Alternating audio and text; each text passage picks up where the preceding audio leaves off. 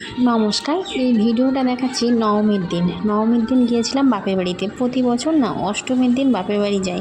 তো এবছর না ছেলে মেয়ে কেউ বললো যাবে না, মানে আমার জায়ের ছেলে মেয়ে ওরা সব একসঙ্গে হয়েছে। তো বললো এবার আর যাবো না মামা বাড়িতে। তো আমি বললাম একা যাব। তা আমার উনি বললো যে ঠিক আছে আমি যাব কালকে, কিন্তু আজকে আর যাবো না, নবমীর দিন যাব। নবমীর দিন আমাদের পাড়ায় খাওয়া দাওয়া রয়েছে, মানে ক্লাবে। খেয়ে দিয়ে তারপর যাবো। ওদিক দিয়ে মা বলছে আমি রান্না টান্না করে রাখবো।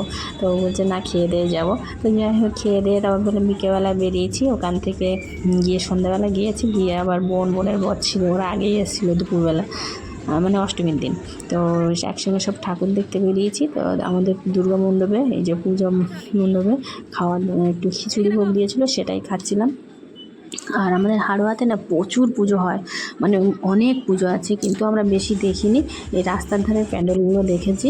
তো বেশ ভালোই লেগেছে। তো ঠাকুর কিংবা প্যান্ডেল, যে কটা প্যান্ডেল দেখেছি বেশ ভালোই লেগেছে।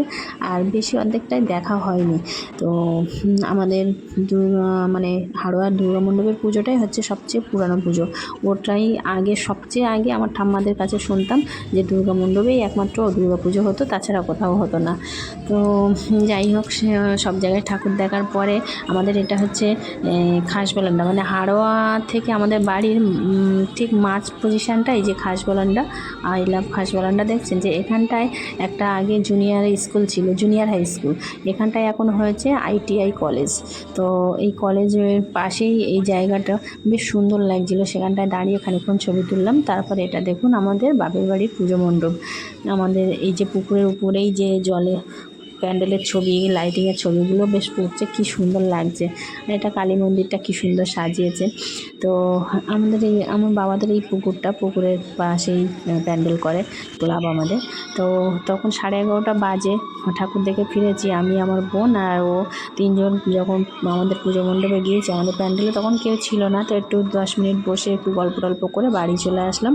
মা আবার দুপুরবেলা সব রান্নাবান্না করে রেখেছিল, মটন, গলদা চিংড়ির মালাইকারি, চিংড়ি মাছের চচ্চড়ি, তেলাপিয়া মাছের ঝাল। তো পরের দিন তো দশমী, আমরা কেউ খাবো না, সব নিরামিষ। তারপরের দিনে একাদশী, সেই জন্য। তো সেই জন্য আমাদের বলছিল, ঠাকুর দেখতে গিয়েছি তখন বলছিল কেউ কিছু বাইরে খাবি না, সব ওইগুলো তরকারিগুলো তুলে দিতে হবে। তো মটন তো আমার বোনের বর আর আমার, উনি তিনজন খাবে। আর আমি আর মা খাবো না। তো আমি শুধু চিংড়ি মাছের মালাইকারি খেলাম, একটু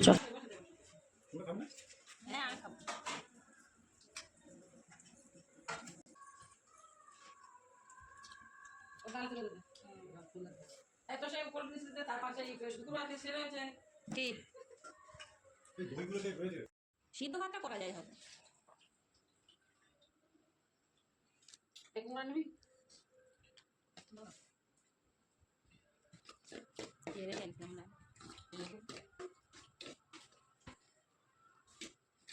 নিরামিষ করে না খেয়ে তপস্যা অবশ্য প্রয়োজন।